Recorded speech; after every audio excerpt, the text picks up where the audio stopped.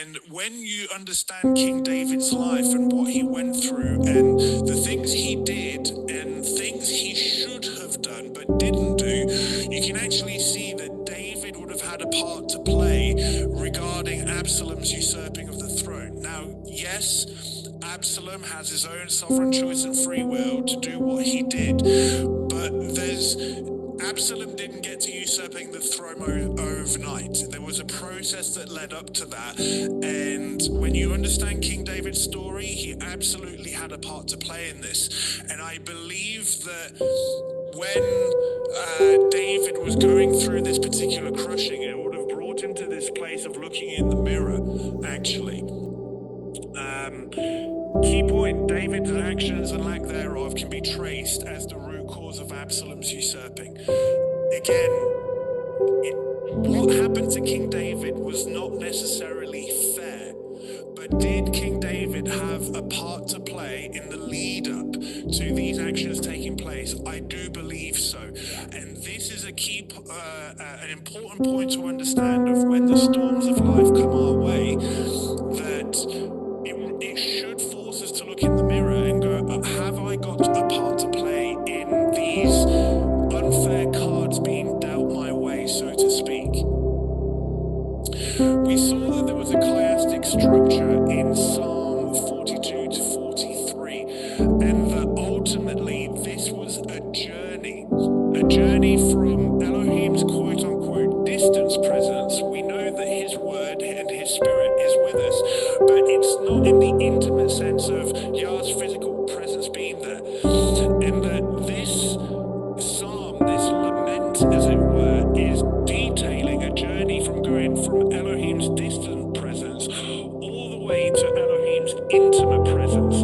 And that this intimate presence ultimately comes with the fulfillment of the appointed times, when our King will physically come to earth with his bride, and there will be a bridal governance. However, the journey from distant to intimate usually comes with a few things, and as we go through the trials of our lives, quite often we think that we may have been forgotten by Elohim.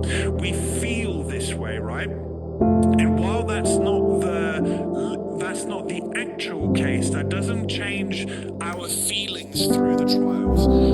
Quite often as we go through these trials, we will get persecution from the dishonorable vessels within the house. But the focal point of this journey is that you get this juxtaposition going on, that even though King David had a confident expectation that he shall again praise Elohim, even though he knew that the end result would be Elohim's intimate presence, this was being juxtaposed with the battleground of his mind and how he was feeling at the time.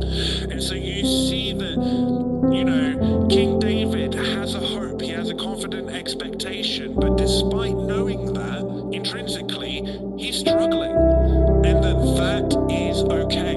It's part of the journey of getting us from this distant presence to the intimate presence. And that ultimately these storms and breakers being over our lives, and to help us, refine us to get from A to B. Okay? As the Apostle Paul would say that on one end, he says, I have a crown waiting for me. But then we also know he said, I do the things I don't want to do, and I don't do the things I ought to do. Who's going to deliver me from this body of death? And so even the Apostle Paul, in his own way, is expressing this focal point of the journey. He knows what the end result is. But that doesn't change the fact that here in the flesh, he experienced the struggle, the wrestling, and the battleground of the mind.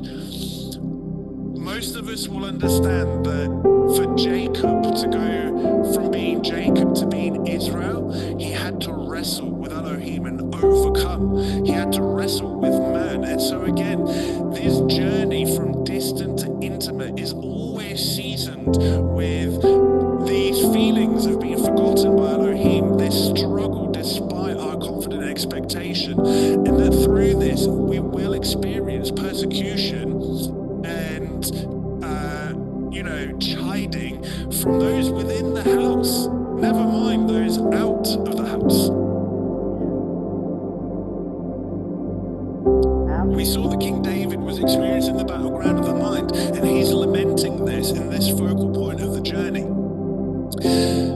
David knew that Elohim was humbling him at the heart level.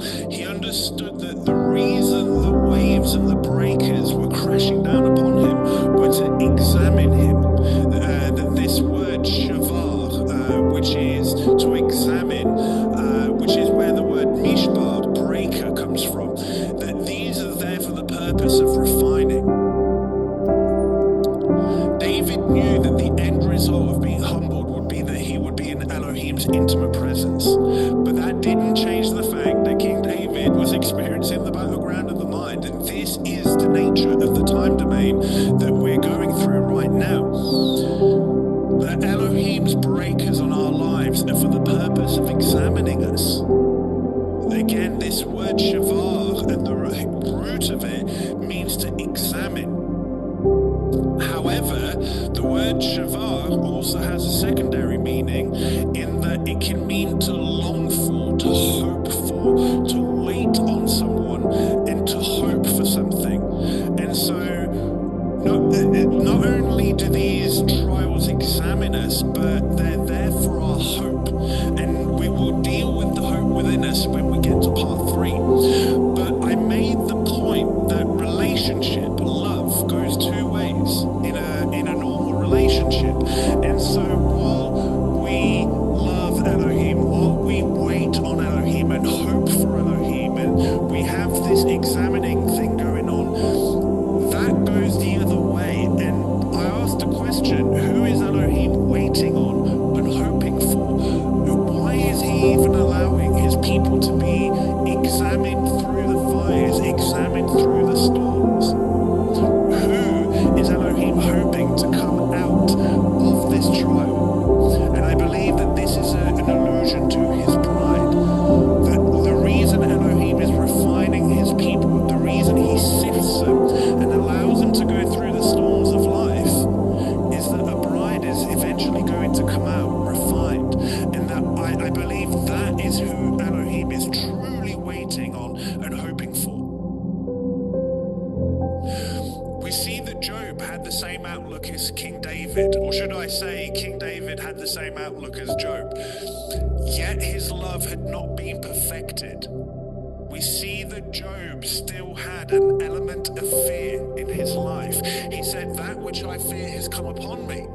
And we know that from the book of 1 John, perfect love casts out all fear. Is this part of the reason for the storms in our life, that they're there for our refining so that it can bring his bride to a place of perfect love, so that as she awaits the bema seat of Messiah, perfect love has cast out all fear of judgment? Curtis and I will speak on this as we go through the full appointed times teachings.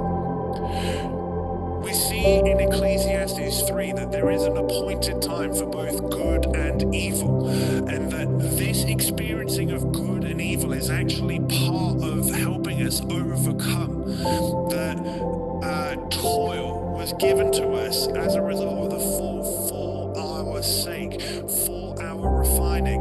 And modern society, especially Western modern society, has basically done things in a way that you avoid this process. And by avoiding this process of good and evil, you're actually avoiding the very garment preparation that's required for you to go from this place of distant presence to Elohim's intimate presence. Let me phrase it this way. Modern society and the whole Babylon system, the religious system, no matter which side of the riverbank you're on, is actually robbing you of your garment preparation.